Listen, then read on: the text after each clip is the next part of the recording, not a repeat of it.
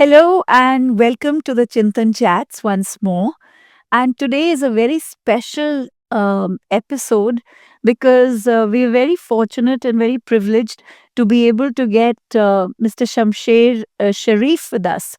And he joined the Indian Administrative Service in 1977.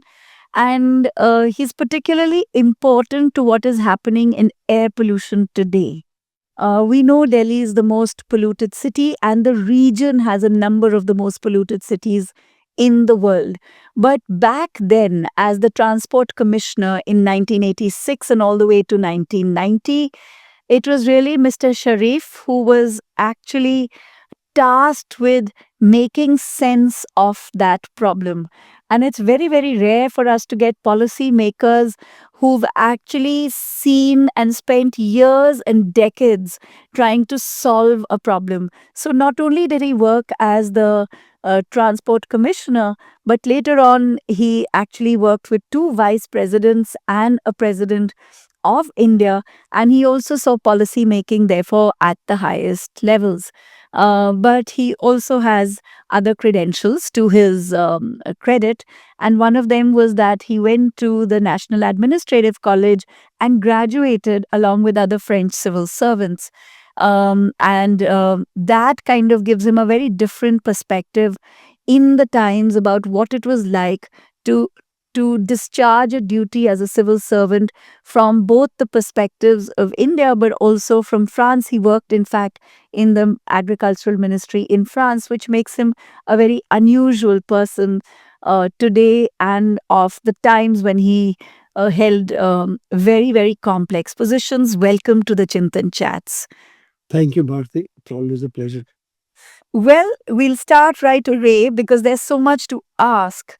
But you were the transport commissioner, as they called them, right? From 1986 to 1990s, when the first whiffs of air pollution became an issue. And what was the thinking back then? I mean, you were asked to confront this problem, but nobody understood very much about the problem. Was it even a problem? Well, to put things in perspective, by the way, at those days, the transport commissioner used to be nomenclated as director transport, but now it has become a bigger portfolio. So it's called transport commissioner, essentially the same work. Well, in the 1980s, there were so many things happening. And the prime mover for urban planning and urban development and issues related to that was the Delhi Development Authority. Now, they were concentrating basically on land use and building the city. And 1982, the Asian Games were due to take place. So the transport department was basically a regulatory department. But then the first whiff of this matter pertaining to pollution was raised by the then Chief Executive Councillor, Mr. Jagdish Chandra, to whom much credit goes, not only for air pollution, but also for having conceived of an idea called the Mass Rapid Transit System, which we today call the metro, because that was one of the high points of solving the problem. So the point is that at that particular point of time, there was an awareness. There was also a sense of urgency, but that urgency was sort of covered up by the fact that you couldn't sort of jump far ahead because there were resources issues and things like that. So we had what was called a plan scheme to be able to control air pollution. And the nitty-gritties of the plan was that, you have to first do something in the nature of providing people the facilities to check their pollution, because otherwise, how do you go about it? And at that particular point of time, whatever was happening was coming out of the vehicles, and the vehicle manufacturers had maybe some pollution control devices, but they weren't really very stringent standards. So, how did government get data at all?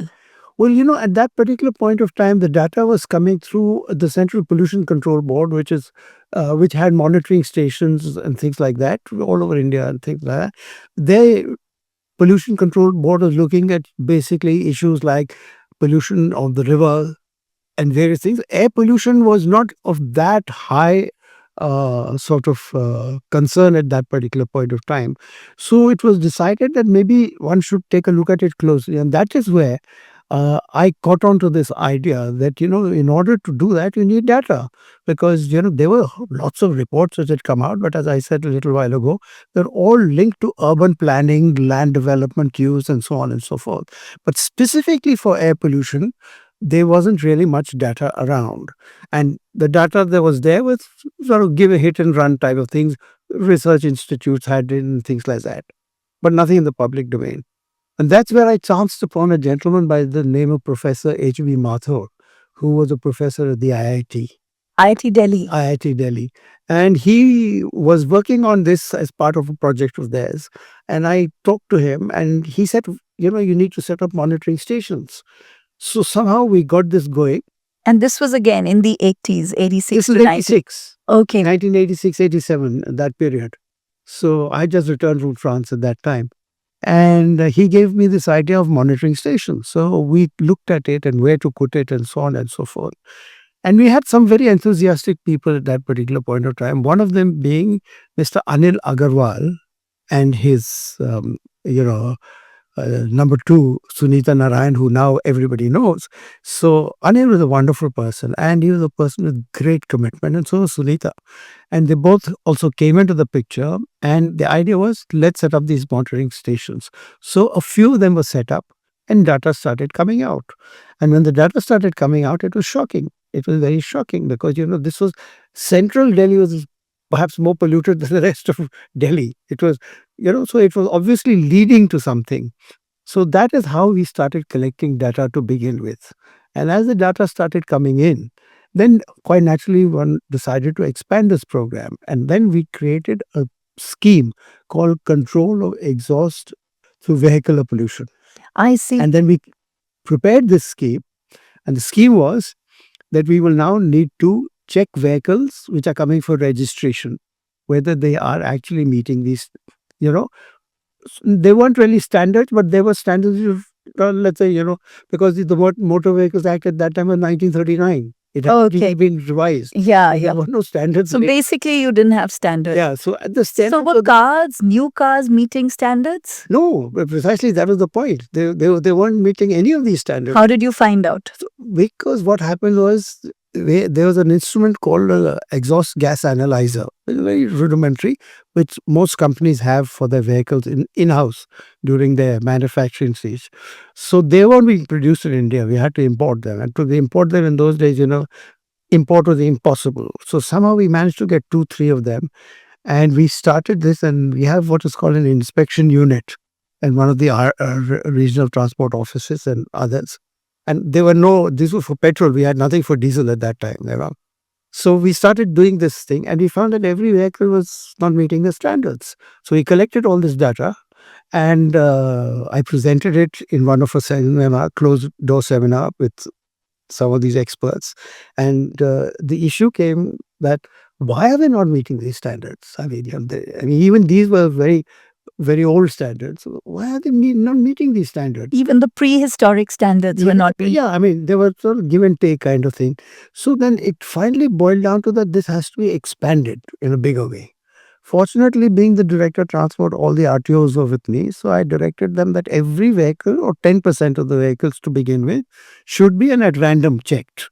Right. And then we developed this program slightly further. I took it to Planning Commission. I said, I need more resources so I can expand it. So I need to bring this in some way. So they said, how are you going to do it? I said, I'm going to put these in petrol stations. So we decided we'll choose some petrol stations. So we chose about 24 petrol stations in Delhi where we put these analyzers and give it as a free service. How did it work? Well, initially it was very tough. When I remember when the first petrol station company I went to, they said, no, sorry, we can't allow this to happen because as per our licensing policy, we only provide petrol and we can't have all these other kind of things. So sorry. Because it would look very bad on them, right? They're producing these belching machines, these polluting machines. No, but look at it from their point of view. They were hamstrung by government regulations, also their licensing conditions. So I tried to get my colleagues to find out, and it's an all-India licensing. It's not a Delhi-centric thing, so it's not possible. But Bombay had started something, Mumbai actually, later. they had started something like this. So I took something out of them. There was a very fine gentleman called Mr. VP Raja, who was the transport commissioner there. And I asked him, and he said, "No, we've got one or two." And somehow we used the their precedent. And I got, and there was a very fine gentleman who had a petrol station just outside the Gurdwara here in New Delhi, right? So he had ran a petrol station, and I knew him. So I said, "Will you please put it there, for my sake, and start it." Started somewhere. So he said, "Okay, okay." So when they had the air check it, Exactly. so we put up this, and we started collecting this stuff, and people were very worried that this may lead to some prosecution or something like that, because it was like that. So anyway, we got these 24 stations going. We started collecting more data. We got the RTOs to come in. And then finally, Mr. Jagpravesh Chandra was the chief executive counselor. And I said, "Look, this is a horrific picture. And if you're talking about air pollution, let's not talk about other things. Let's tackle this, because unless we do something about this, we are not going to be able to tackle this." So we developed this more, and on the side, we had to make a case, because I had to again go back to planning commission to tell them that I want to increase the scope of this whole thing, both in terms of resources as well as support element from various places. And I must say, some of the people were very nice there, but people like Anil Agarwal, then Mr. Pachori, who later on set up Terry and others, they all sort of pooled in the think tanks to say how we could tackle, because by that time non-conventional energy was becoming a big thing. So the idea was we should do something. And again, Delhi administration, those days now called Government of NCT Delhi, had plans to build a whole program for non-conventional energy. So I dovetailed this into that, saying that you non-conventional energy should also take care of air pollution, because without that you're not going to go any further. Yeah. So somehow that whole data started getting collected, and we started presenting reports, and I organized seminars for people to come and hear and see. And then came up the question, so now that we have some data, what is the solution? And that is where you started hitting roadblocks, because the solution meant either you take the regulatory mechanism, which is start prosecuting people for polluting, or think of some other way by which you bring down the mass emission standards. Why weren't you willing to prosecute people? Because by that time, I had already come across enough data to show the government that it wasn't a problem of the person driving the vehicle or maintaining the vehicle. Yes, there were maintenance issues also, but primarily the problem was the engine design. The engine design, I mean, look at it. The Ambassador car had a Vauxhall, it was based on a Vauxhall design, and others, and I think this is where, other countries took a march over us, because they had decided to do R&D and go further. So we were battling with vehicles which had design structures and engine structures which just couldn't meet this. And then there's, of course, the whole issue of pollution of the fuel. Yeah. The lead, which is a whole story in itself. How do you get that? Because that goes back to petrol companies. They have to develop it, and these things you don't develop overnight. You have to have a proper policy to enable. What did you do? What was So I started presenting all this information to the government at various levels, for the Delhi government. And then Mr. Jagpravesh Chandra elevated it. He took it up to the level of Mr. VP Singh, who was then Prime Minister, and said, "Look, this is going to be a national problem if you're not going to start looking at it now." So then he came up with this idea, and he told me, he said, "Look, I think we need to make people aware. So develop a program by which you can make people aware." So I said, well, how would that help? How would awareness help? Awareness would come about that, because unless you have civil society on your side, unless you are able to convince them that this is a problem, then their cooperation is very necessary, because without their cooperation, you can't do anything, whether it's a petrol station or it's your own maintenance, or for that matter, you're willing to pay that extra amount to be able to make changes in various ways. Or jump into public transport. You're absolutely right. So therefore, the whole question came up, and then I was dead against this whole idea of prosecution.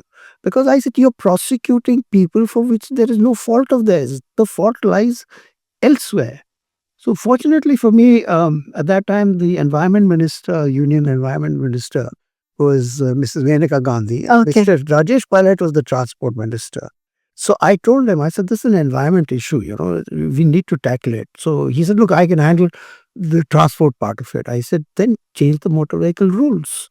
So get standards, because unless you're standard, how can you prosecute properly? And the standard must relate to something.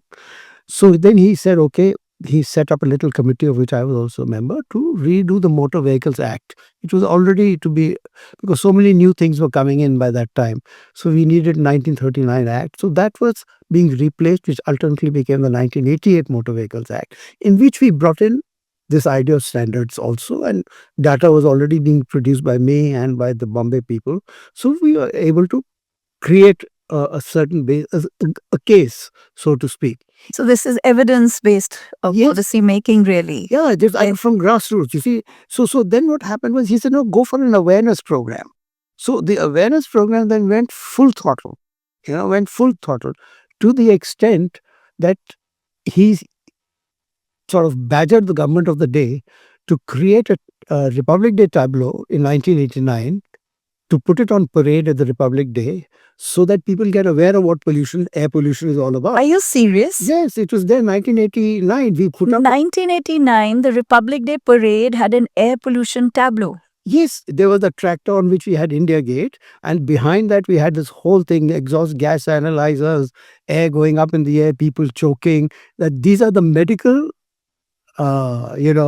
risks that you have in the years to come if you don't look out. So 1989, it's there, evidence on parade. This thing was put up, and we did it. We did it, and then started this whole campaign that we've got to do it. And then it was decided that let's issue warning slips to people. Now they're ready to accept a warning that, look, your vehicle, you better look after its maintenance. But that didn't personally satisfy me, or didn't even personally satisfy many of the others, because the real issue was something else. So when Mrs. Menaka Gandhi one day, she was very upset with these DTC buses belching black smoke.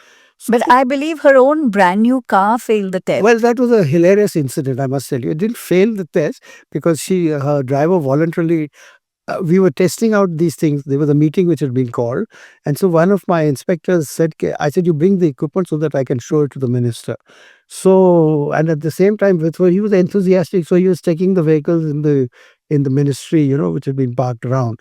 So her driver also went in there and he sort of got it checked. And then this chap, without realizing whose vehicle it was, he said, no, I will give you warning slip and all that. So I think, I don't know who carried it. India Today or somebody carried it.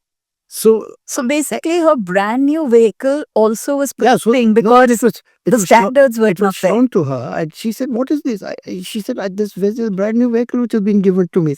I said, "Well, that's the point. The point is that these vehicles are not meeting, and we must understand why they're not meeting this." So she called a meeting of the manufacturers, vehicle manufacturers, all the big manufacturers of that time, Ambassador, Fiat, Maruti Suzuki, the rest of them. And I presented all my data once again to them that this is what is happening, and here it is. So they were absolutely in agreement. They turned around and told her that, look, unless you ease the industrial policy, unless you're able to give us that leeway to import or rather create R&D technology and so on and so forth and improve our engines, because then the issue came up, can you have catalytic converters? Right? So it was thinking that if you put catalytic converters, everything will get fine. But that was just a kind of band-aid. The real issue was a much more serious issue. So then finally from that, it went into the domain of industrial policy. It went into the domain of, new technology. And that's how all these cars, Honda and whatever else, Toyota and all were encouraged as part of industrial policy because they were able to meet those standards. But so was this policy about expanding the manufacturing base of India, or was it also in any part linked with air pollution? Well, let's put it this way. It was part of an overall design for, after all the country was getting urbanized, vehicles were required, cities were growing and at a very rapid pace. So obviously vehicles are required.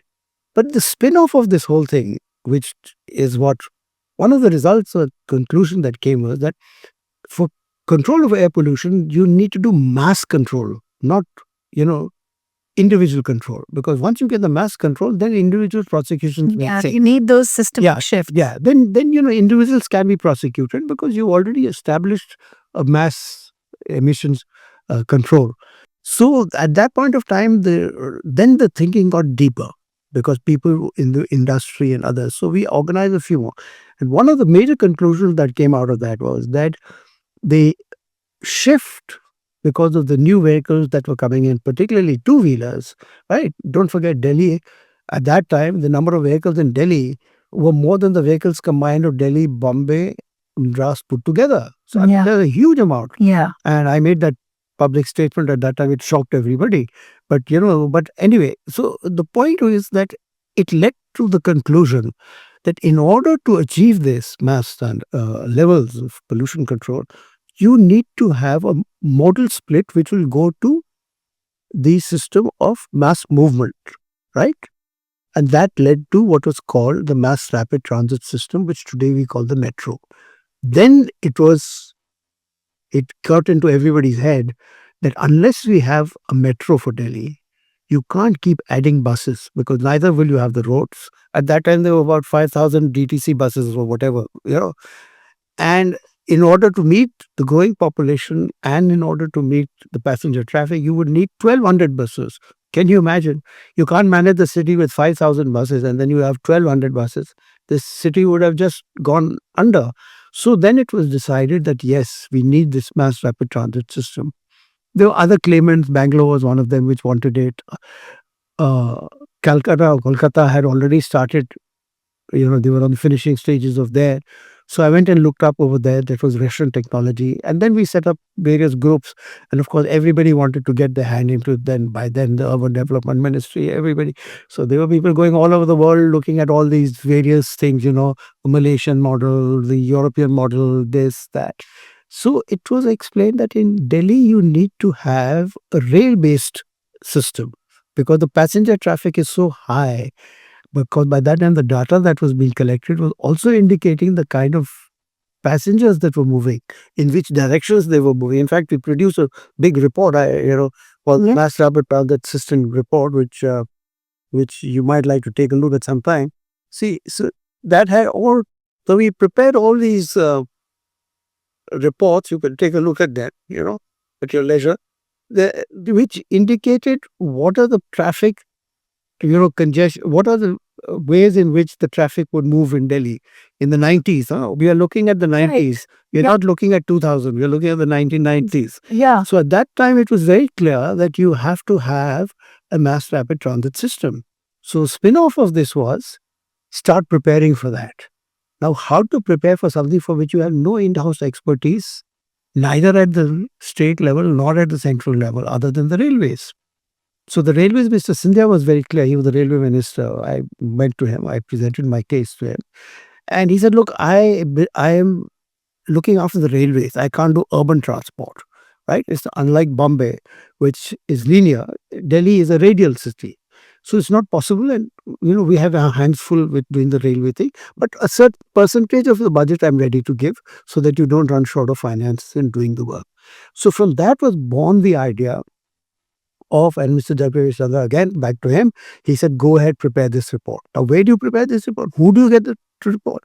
So we finally got the RITES, which is a company of the railways, which had a lot of expertise. We employed them and we set up and gave them a contract to say that, look, a memorandum of understanding and agreement, and said, let's start preparing this report. Because a lot of the people who had been employed in Kolkata were now leaving because the project was over. So we managed to get them over here rather than them disappearing to Dubai. Many of them went off, right, to other big companies all over the world. But we managed to get a core group over here. And I must say, hats off to them. I mean, we weren't giving salaries like what they would get abroad. Yeah. But there was the commitment that we got to do something for Delhi. We got to do something on this. So that's fabulous because you People- managed to get that human resource and skill. Yeah, because we convinced them that, look, after all, this is our country, we got to do something about it. We can't just sit back like this. So they got onto the job. And for a pittance, I tell you, it was a pittance, if you ask me, for preparing the inception report, we paid a pittance of some 25 lakh rupees or something like that. We produced this report, which this is the summary of that report. 4 volumes, I believe. Yeah, no. Then we started the whole thing, after the inception report. I took it back to the government and said, look, now we've got something on ground. Now I need all the help that we can. So the Delhi government at that time, and then turf war started, whether they should be done by the Ministry of Transport, whether they should be done by the Urban Development Ministry, whether they should be done by the Delhi government. So anyway, they all cut it across and they told me that, look, you have this report prepared under your charge. So I said, okay, we'll do it. And I would dedicate almost a couple of hours every day after my routine work, go to this place, see what was being done. We mapped the Place is what? well, we Higher office. yeah, they already had a building, place, a floor in, I think it was the Hindustan Times building. And I would go there, they'd set up everything. And we started the physical mapping of Delhi, right? Every service, underground service, electric lines, because we had to rule out a number of things.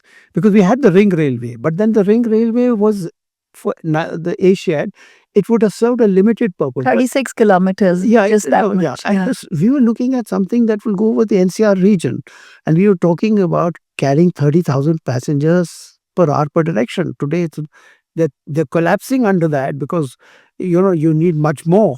But the ideas that were being given to us was things like, why don't you have it like in Bangkok, going at a height? So I explained to them that this only caters to 10,000 passengers. Where will we carry 30,000 passengers? So we need a railway system. So to have a railway system, you need railway people who understand it. That's why hats off to Mr. Sridharan when finally this report was done. Of course, the sad part of it is that it took 4 years to make this report, from 1986, you could say, to 1990, when I finally finalized this report and we presented it to government. And then the country, as you know, went through a balance of payments problem. So this whole thing was put on the back burner. And in 1996, it was revived when Mr. Sridharan was brought in and to do the engineering part of it. Basis had already been laid because we'd already worked out land acquisition services, which he refined with his team. And being an expert in the region, in the area itself, he obviously, put in his inputs to it. But what I'm trying to get at is it was an effort for which we didn't get any international assistance, if you know what I mean. It was very make in India. It was a very make in India. It was your own railway engineers, your own young bureaucracy. It was your own people, who were working on it and prepared the base of it. So I also believe some of the inspectors were, graduate students from IIT. yeah, you see what happened is when we started this awareness program, the whole idea came around that who's going to conduct these tests? Because the normal traffic inspectors that we had in either here or in the police were not qualified, because pollution is a subject which you should know something about it, chemical engineering and so on and so forth. So I managed to create a position for about, if I remember correctly, some 40 inspectors. Pollution. I gave them the title pollution, inspectors. I said nothing to do with chalaning and stuff like that, and gave qualifications for the recruitment, in which I put very specifically that they should have these sort of qualifications which required this, that.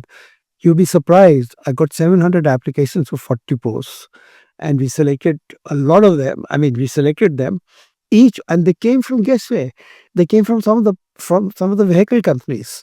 They said this is something, and they came on a government salary. They chucked up. There were people with even Marutis and others and all. They came and they said, no, of course, government job is an attraction. So they came. And they dedicatedly, you would not believe, these young boys, they were hardly 25, 30-year-olds, and they would work day and night, and I would take separate feedback from them, at separate locations. And then we went into the diesel, and finally we decided to open a vehicle inspection pit. And I asked the Marutis, will you design it for me? And that is how the Burari inspection pit came about, because it was Banjar land lying around, and Mr. Vijay Kapoor was the chief secretary, and he asked me what is one of my problems. I said, I need a place to check, do all this stuff. So he said, there's this land which is not being used. So he said, why don't you buy that off from the Municipal Corporation? So I did that. I managed to get into funds and all that through government and all. And then we created this huge thing, which is today the driving range for checking vehicles, licensing, and so on and so forth. So with these young boys, we created this whole infrastructure. And so that, the idea was that they will not only check, but they will also tell you what you need to do to maintain that level. Right, because there's no point talking to. This is where civil society integration with government programs is very necessary to find a medium or a way in which you communicate it. So therefore, people then were ready to go back because they didn't feel that they were being harassed or prosecuted or things. But these guys were explaining to them that in your bike this is what you need to do, etc., etc. So it was a very great awareness program that we started. And of course, then the metro came about. That was super achievement. Yeah, absolutely. Did you ever imagine that one day Delhi would just become one of the world's most polluted cities? I mean, how did we just stumble from a solution finding space to a space of, watching ourselves deteriorate like that?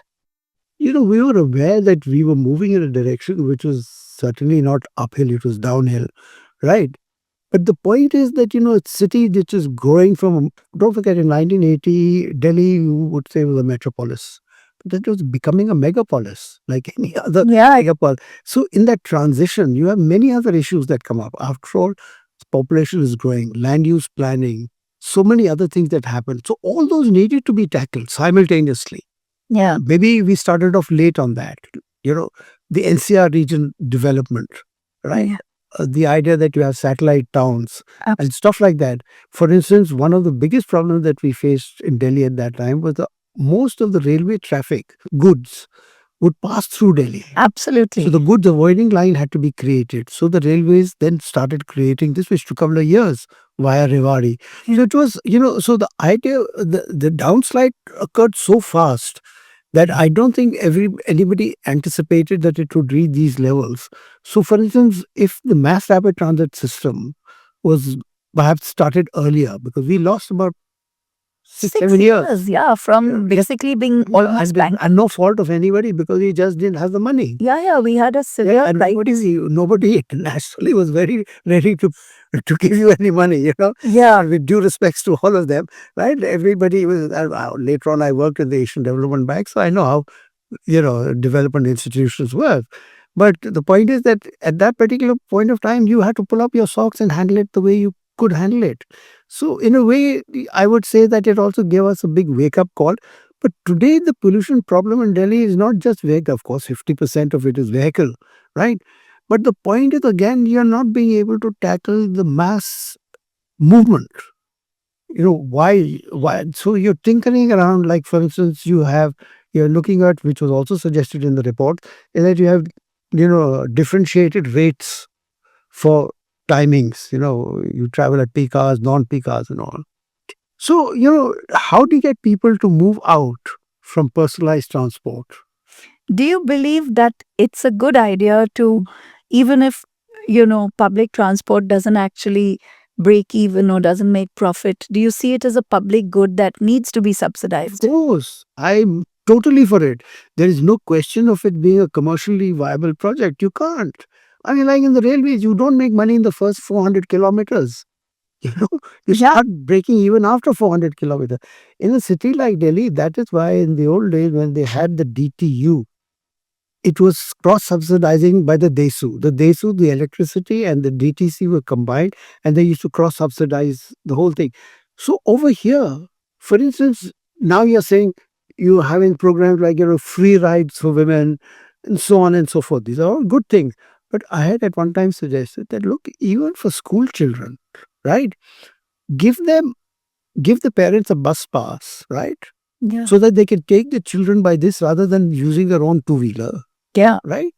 And, segregated timings, which is a difficult proposition, but you have to think of that. So there's no way. You have to build in mass transport system through government help initiative and a certain subsidy. Now, how you build that subsidy is a different matter altogether. It's possible. It's not that it happens all over the world. So it's not that you're going to. It's no rocket science. And the question is how much money can you put and how do you recover it? So I think there is no two ways for a city like Delhi. It cannot survive on personalized transport. Like why do people have 2, 3, 4 cars? Carpooling is not there, right? things like that don't exist because the awareness is gone. I want to have my vehicle and I want to park it right under my nose, come what may. Right? I mean, you see the parking policy. It's taken so many years to get a parking policy in place. I mean, you are allowing houses to be built without giving them. Now, still parking has come into being. Why wasn't it done earlier when it existed all over the world? So we've missed opportunities, but that doesn't mean you look back and say that, it cannot be handled. It has to be handled. It has to be handled. Only thing, it has to be done systematically and in a coordinated fashion. Now, if you don't have coordination, and today I see maybe that's one of the problems, because when I came back to Delhi government as the principal home secretary, I was asked to chair a committee called the Road Traffic and Engineering Committee, which had everybody, Delhi police, the municipal bodies, everything. And it was a stupendous task because, about 5, 6 agencies, if you want to repair a road or you want to move a pole, electric pole, the number of sort of multiple permissions that are required, just delays the project. It's as simple as that. And so I think somebody has to look at all this, and this is something which the local government has to look at. It's not a central government issue at all. It's a local government issue because you've got to understand where your problem lies and sort it out from there. I mean, when I tell you about all this, who was there at that time to give us any kind of external assistance? We had to do it on our own. Some trial, some error, but we got there somehow or the other. But you actually have also worked with two vice presidents and a president all the way up till 2002. And was there ever a sense that in those high offices that this is a really serious problem? Did you get that sense? Well, let me put it to you this way. At the very highest level, I was very pleasantly surprised that, again, Anil Agarwal took a lot of initiative in this. He came across the Vice President Narayanan at that time and said, look, I need to explain this to the government of India, the problems of pollution. And that was not just related to air pollution, other things also. So Vice President Narayanan took the initiative and he invited Mr. Vajpayee, who was the Prime Minister, to his residence. And he said, I want to show you something if you have the time. So Vajpayee ji was always such a, large-hearted man. And he jumped. He said, of course I'll come. And Anil Agarwal was made to present this whole picture of pollution, air pollution, water, this, that, for Delhi, basically. And of course, a few other things also. But that's where, I mean, if you talk about it, that is the highest level. You have the Vice President of the country and the Prime Minister of the country listening to a non-government organization at length to understand what the issue was. And that's when he said, yeah, I think we need to look at it much more closely. And then naturally, once you are there, then you allow things to happen. Ministry of Environment started taking interest, other things, emerged out of that. So I would say there was definitely that kind of thing. And when I was in Parliament as Secretary-General of the Rajya Sabha, the number of questions that started coming up, somebody should study because, all these questions which are raised by parliamentarians are not only Delhi-centric, it's all India-centric. Absolutely. And they are concerned. People are concerned at the highest level. The question is, how much are you debating about it? And how much are you creating solutions out of it? Because there's no point just debating. You've got to have solutions. So the solutions are there. And today we are living in a world of such technology that at the drop of a button, you can get anything that you want, right? Unfortunately, I mean, we are talking about a country which in 1990 was struggling with less than $3 billion in the kitty. Today we are 600 billion. Come on, I think we can do it. You just need to do it. You just need to get your act to do it, and you just need to feel. And you need to have confidence in the people. I mean, like when we had these young inspectors and all we recruited, they were young people in 1986, and they're all due to retire now. But I mean, they were there enthusiastic. You have a similar lot of people today. Why can't you get young people to do out of the box? You have these universities, research institutes, the IITs. Give them this mandate to do it, not just here. Yeah. Not about 100 cities that are going to be as big as Delhi in the years to come. They should start working on it. Forget Delhi. Look at the others. It's about time they started looking there. Fabulous. I think that's a great note to close this on.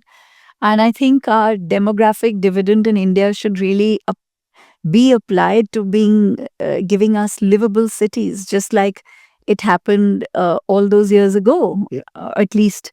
So thank you so much for your time. It's been such a pleasure. And thank you for taking us back into this very complex and very innovative policy making that was fighting air pollution. Very few of us have heard the story. So grateful that you could make the time. Thank you so much for having me. Thank you.